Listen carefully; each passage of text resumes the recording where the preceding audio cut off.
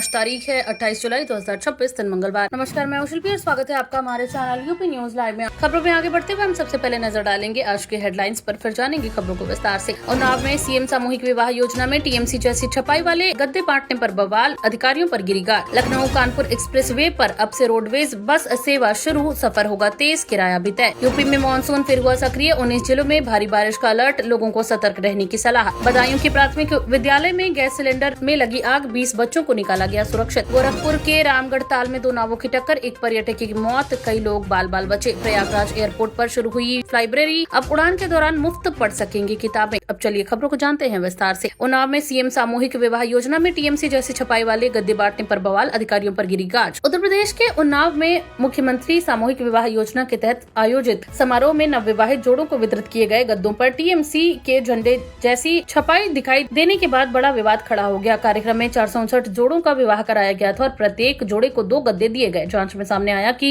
918 गद्दों में से 1-2 गद्दों के कवर पर राजनीतिक दल के चुनाव चिन्ह जैसे डिजाइन थी। मामले को गंभीरता से लेते हुए जिलाधिकारी ने जांच कराई, सप्लाई करने वाली फर्म को ब्लैकलिस्ट कर दिया गया। वहीं एफआईआर दर्ज कराई गई और संबंधित अधिकारियों के खिलाफ विभागीय कार्रवाई शुरू कर दी गई। प्रशासन का कहना है कि दोषियों को किसी भी कीमत पर बख्शा नहीं जाएगा। लखनऊ कानपुर एक्सप्रेसवे पर अब से रोडवेज बस सेवा शुरू, सफर होगा तेज, किराया भी तय। उत्तर प्रदेश राज्य सड़क परिवहन निगम यानी यूपीएसआरटीसी ने 27 जुलाई से लखनऊ कानपुर एक्सप्रेसवे पर रोडवेज बस सेवा शुरू कर दी है। बसों का संचालन लखनऊ के आलमबाग बस टर्मिनल से किया जाएगा। एक्सप्रेसवे के जरिए यात्रा का समय घटकर करीब 1 घंटा 45 मिनट रह जाएगा, जिससे यात्रियों को पहले की तुलना में तेज और आरामदायक सफर मिलेगा। निगम ने इस रूट पर एक्सप्रेसवे से चलने वाली बसों का किराया 151 रूपए निर्धारित किया है, जबकि राष्ट्रीय राजमार्ग यानी नेशनल हाईवे से चलने वाली बसों का किराया 123 रूपए रखा गया है। यात्री अपनी सुविधा और समय के अनुसार दोनों विकल्पों में से किसी एक का चयन कर सकेंगे। प्रयागराज एयरपोर्ट पर शुरू हुई लाइब्रेरी, अब उड़ान के दौरान मुफ्त में पढ़ सकेंगे किताबें। प्रयागराज एयरपोर्ट ने यात्रियों के लिए एक नई और अनोखी पहल शुरू की है। अब यहां आने वाले यात्री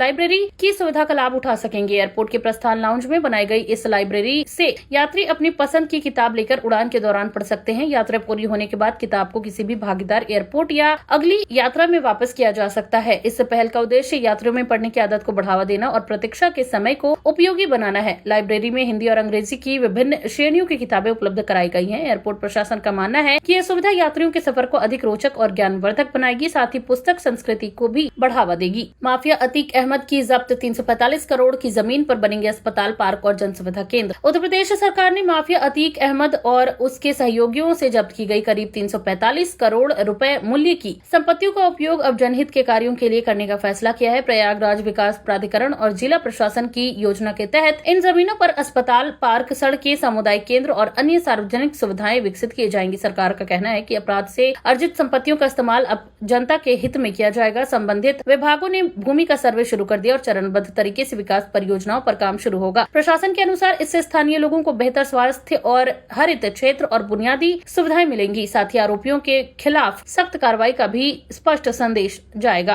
गोरखपुर के रामगढ़ ताल में 2 नावों की टक्कर, एक पर्यटक की मौत, कई लोग बाल बाल बचे। गोरखपुर के प्रसिद्ध रामगढ़ ताल में रविवार को एक बड़ा हादसा हो गया। पर्यटन के लिए चल रही 2 नावों की आमने सामने टक्कर हो गई, जिससे एक नाव में सवार पर्यटक गंभीर रूप से घायल हो गया। उसे तुरंत अस्पताल ले जाया गया, जहां डॉक्टरों ने मृत घोषित कर दिया। हादसे के बाद ताल में अफरा तफरी मच गई और अन्य पर्यटकों को सुरक्षित बाहर निकाला गया। सूचना मिलते ही प्रशासन और राहत दल मौके पर पहुंचे तथा घटना की जाँच शुरू कर दी। शुरुआती जाँच में नावों के संचालन में लापरवाही और सुरक्षा नियमों के पालन में कमी की आशंका जताई जा रही है। कांवड़ यात्रा के चलते दिल्ली देहरादून हाईवे और मेरठ एक्सप्रेसवे पर भारी वाहनों की एंट्री बंद। कांवड़ यात्रा को सुरक्षित और सुचारू रूप से संपन्न कराने के लिए मेरठ पुलिस और प्रशासन ने बड़ा ट्रैफिक प्लान लागू किया है। 27 जुलाई से कांवड़ यात्रा समाप्त होने तक दिल्ली देहरादून हाईवे, दिल्ली मेरठ एक्सप्रेसवे और कांवड़ मार्गों पर भारी वाहनों के प्रवेश पर रोक लगा दी गई है। ट्रक, डंपर और अन्य भारी व्यावसायिक वाहनों को वैकल्पिक मार्गों से भेजा जाएगा। आवश्यक सेवाओं से जुड़े वाहनों को जरूरत के अनुसार छूट दी जाएगी। वहीं पुलिस ने लोगों से यात्रा पर निकलने से पहले ट्रैफिक एडवाइजरी देखने और वैकल्पिक मार्ग अपनाने की अपील की है। प्रशासन का कहना है कि ये व्यवस्था कांवड़ियों की सुरक्षा, यातायात को सुचारू बनाए रखने और किसी भी अप्रिय घटना से बचने के उद्देश्य से लागू की गई है। बदायूं के प्राथमिक विद्यालय में गैस सिलेंडर में लगी आग, 20 बच्चों को सुरक्षित निकाला गया बाहर। उत्तर प्रदेश के बदायूं जिले के एक प्राथमिक विद्यालय में उस समय अफरा तफरी मच गई जब मिड डे मील बनाते समय एलपीजी गैस सिलेंडर में अचानक आग लग गई। आग लगते ही रसोई में मौजूद कर्मचारियों ने शोर मचाया, जिसके बाद शिक्षकों ने तुरंत सतर्कता दिखाते हुए करीब 20 बच्चों को सुरक्षित बाहर निकाल लिया। सूचना मिलते ही स्थानीय पुलिस और फायर ब्रिगेड की टीम मौके पर पहुंची और कुछ ही देर में आग पर काबू पा लिया गया। राहत की बात ये रही कि इस घटना में कोई भी छात्र या कर्मचारी घायल नहीं हुआ। प्रारंभिक जाँच में गैस रिसाव को आग लगने का कारण माना जा रहा है। यूपी में लाइसेंस रद्द होने के बाद भी जारी रहा करोड़ों की नकली दवाओं का कारोबार। लखनऊ से गोरखपुर तक फैला नेटवर्क। उत्तर प्रदेश में नकली दवाओं के बड़े नेटवर्क का चौंकाने वाला खुलासा हुआ है। जांच में सामने आया कि लाइसेंस रद्द होने के बावजूद कई फर्में फर्जी दस्तावेजों और नए नामों के सहारे दवाओं का कारोबार करती रहीं। ये नेटवर्क लखनऊ, गोरखपुर सहित कई जिलों तक फैला हुआ था और करोड़ों रुपए के नकली व संदिग्ध दवाओं की सप्लाई की जा रही थी। खाद्य सुरक्षा एवं औषधि प्रशासन की जाँच में कई संदिग्ध फर्मों और कारोबारियों की पहचान हुई है। विभाग अब दवा निर्माण, स्टॉक और सप्लाई चेन की गहन जाँच कर रहा है। अधिकारियों का कहना है कि इस पूरे गिरोह से जुड़े सभी लोगों के खिलाफ सख्त कानूनी कार्रवाई की जाएगी ताकि मरीजों की जान से खिलवाड़ करने वाले इस अवैध कारोबार पर पूरी तरह रोक लगाई जा सके। यूपी में मानसून फिर हुआ सक्रिय। 19 जिलों में भारी बारिश का अलर्ट, लोगों को सतर्क रहने की सलाह। उत्तर प्रदेश में मानसून एक बार फिर सक्रिय हो गया है। मौसम विभाग के अनुसार मानसून ट्रफ के उत्तर की ओर खिसकने और बंगाल की खाड़ी से लगातार नमी मिलने के कारण प्रदेश के कई हिस्सों में बारिश की गतिविधियां तेज हो गई हैं। आज 19 जिलों में भारी बारिश का अलर्ट जारी किया गया है। इनमें पूर्वी और मध्य उत्तर प्रदेश के कई जिले शामिल हैं, जहां गरज चमक के साथ तेज बारिश और बिजली गिरने की संभावना भी जताई गई है। मौसम विभाग ने निचले इलाकों में जलभराव, स्थानीय बाढ़ और यातायात प्रभावित होने की चेतावनी दी है। लोगों से खराब मौसम के दौरान अनावश्यक यात्रा से बचने, सुरक्षित स्थानों पर रहने और प्रशासन द्वारा जारी मौसम संबंधी सलाह का पालन करने की अपील की गई है। यूक्रेन में जहाज पर हमले के बाद बरेली का युवक लापता, परिवार ने सरकार से लगाई मदद की गुहार। उत्तर प्रदेश के बरेली निवासी दीपक कुमार यूक्रेन के पास समुद्री क्षेत्र में हुए जहाज पर हमले के बाद से लापता बताए जा रहे हैं। दीपक एक व्यापारी जहाज पर कार्यरत थे। परिजनों के अनुसार हमले के बाद उनसे संपर्क पूरी तरह टूट गया और अब तक उनकी कोई भी जानकारी नहीं मिल सकी है। घटना की सूचना मिलने के बाद परिवार सदमे में है और लगातार भारतीय दूतावास, शिपिंग कंपनी तथा संबंधित अधिकारियों से संपर्क कर रहा है। परिजनों ने केंद्र और राज्य सरकार से दीपक का जल्द पता लगाने और सुरक्षित भारत वापस लाने की मांग की है। वहीं संबंधित एजेंसियां जहाज पर मौजूद सभी कर्मचारियों की स्थिति का पता लगाने में जुटी है। परिवार को उम्मीद है कि दीपक सुरक्षित होंगे और जल्द ही उनकी जानकारी मिल जाएगी। यूपी में 6-7 में आरबीआई पहुंचे 1,80,000 रुपए के नकली नोट, 20 रुपए और 50 रुपए के सबसे ज्यादा मिले। उत्तर प्रदेश में नकली भारतीय मुद्रा का मामला एक बार फिर चिंता का विषय बन गया है। भारतीय रिजर्व बैंक यानी आरबीआई के आंकड़ों के अनुसार पिछले 6 वर्षों में प्रदेश में कुल 1,80,000 मूल्य के नकली नोट बैंकिंग प्रणाली के जरिए पकड़कर आरबीआई भेजे गए। जांच में सबसे अधिक 20 रुपए और 50 रुपए के नकली नोट मिले, जबकि 100 रुपए, 200 रुपए और 500 रुपए के भी नकली नोट बरामद हुए। विशेषज्ञों का मानना है कि कम मूल्य के नोटों की जांच आमतौर पर कम होने के कारण इनका इस्तेमाल अधिक किया जाता है। आरबीआई और बैंक ने लोगों से नकदी लेते समय नोटों की सुरक्षा विशेषताओं की जांच करने की अपील की है। साथ ही संदिग्ध नोट मिलने पर तुरंत बैंक या पुलिस को सूचना देने की सलाह दी गई है। इटावा में चाय की दुकान पर गैस सिलेंडर फटा, धमाके से मची अफरा तफरी, बड़ा हादसा टला। उत्तर प्रदेश के इटावा जिले में एक चाय की दुकान पर उस समय अफरा तफरी मच गई जब अचानक एलपीजी गैस सिलेंडर में तेज धमाके के साथ विस्फोट हो गया। धमाके की आवाज सुनकर अस्पताल के लोग घबरा गए और मौके पर भीड़ जमा हो गई। सूचना मिलते ही पुलिस और फायर ब्रिगेड की टीम घटनास्थल पर पहुंची और स्थिति को नियंत्रण में लिया। राहत की बात ये रही कि समय रहते लोगों को सुरक्षित बाहर निकाल लिया गया, जिससे एक बड़ा हादसा टल गया। प्रारंभिक जांच में सिलेंडर में गैस रिसाव या तकनीकी खराबी को हादसे की वजह मानी जा रही है। पुलिस ने मामले की जांच शुरू कर दी है, जबकि प्रशासन ने दुकानदारों से गैस सिलेंडर और उपकरणों की नियमित जांच कराने तथा सुरक्षा मानकों का पालन करने की अपील की है। आगरा में फाइबर केबल बिछाने के दौरान फिर कटी 11 kV अंडरग्राउंड लाइन, कई इलाकों की बिजली घंटों रही गुल। आगरा में फाइबर ऑप्टिकल केबल बिछाने के दौरान एक बार फिर 11 kV की अंडरग्राउंड बिजली लाइन क्षतिग्रस्त हो गई, जिससे शहर के कई इलाकों की बिजली आपूर्ति बाधित हो गई। लाइन कटते ही संबंधित फीडरों से जुड़े क्षेत्रों में घंटों तक बिजली गुल रही, जिससे घरों, दुकानों और व्यावसायिक प्रतिष्ठानों में लोगों को भारी परेशानी का सामना करना पड़ा। सूचना मिलने पर बिजली विभाग की टीम मौके पर पहुंची और क्षतिग्रस्त केबल की मरम्मत शुरू की। अधिकारियों ने बताया कि फाइबर केबल बिछाने वाली एजेंसी की लापरवाही के कारण ये दुर्घटना हुई। विभाग ने संबंधित कंपनी से जवाब मांगा है और भविष्य में खुदाई से पहले बिजली विभाग से समन्वय सुनिश्चित करने के निर्देश दिए हैं, ताकि इस तरह की घटनाओं की पुनरावृत्ति न हो। आगरा में उमस और गर्मी के बीच वायरल बुखार का प्रकोप, डायरिया, डिहाइड्रेशन और निमोनिया के मरीज बढ़े। आगरा में लगातार उमस, गर्मी और बदलते मौसम का असर लोगों की सेहत पर साफ दिखाई दे रहा है। सरकारी और निजी अस्पतालों में वायरल बुखार, डायरिया, डिहाइड्रेशन और अमोनिया के मरीजों की संख्या तेजी से बढ़ रही है। सबसे अधिक प्रभावित छोटे बच्चे, बुजुर्ग और पहले से बीमार लोग हैं। एसएन मेडिकल कॉलेज और जिला अस्पताल सहित अन्य स्वास्थ्य केंद्रों में मरीजों की भीड़ बढ़ने लगी है। डॉक्टरों का कहना है कि मौसम लगातार बदलाव और दूषित भोजन या पानी के सेवन से संक्रमण फैल रहा है। स्वास्थ्य विशेषज्ञों ने लोगों से उबला या साफ पानी पीने, ताज़ा भोजन करने, व्यक्तिगत स्वच्छता बनाए रखने और बुखार या दस्त जैसे लक्षण दिखने पर तुरंत डॉक्टर से सलाह लेने की अपील की है। आगरा में अभ्युदय योजना की मुफ्त यूपीएससी कोचिंग एक सप्ताह के लिए बंद, छात्रों की कम उपस्थिति बनी वजह। उत्तर प्रदेश सरकार अभ्युदय योजना के तहत आगरा में संचालित निःशुल्क यूपीएससी सिविल सेवा कोचिंग को एक सप्ताह के लिए अस्थायी रूप से स्थगित कर दिया गया है। प्रशासन के अनुसार पिछले कुछ समय से कक्षाओं में छात्रों की उपस्थिति लगातार कम हो रही थी, जिसके कारण ये निर्णय लिया लिया गया। इस दौरान अधिकारियों द्वारा छात्रों से संपर्क कर उनकी समस्याओं और कम उपस्थिति के कारणों की जानकारी ली जाएगी। साथ ही कोचिंग की व्यवस्था की समीक्षा भी की जाएगी। जिला प्रशासन ने स्पष्ट किया है कि ये बंदी केवल 1 सप्ताह के लिए है और समीक्षा के बाद कक्षाएं दोबारा शुरू कर दी जाएंगी। अभ्युदय योजना के तहत आर्थिक रूप से कमजोर लेकिन प्रतिभाशाली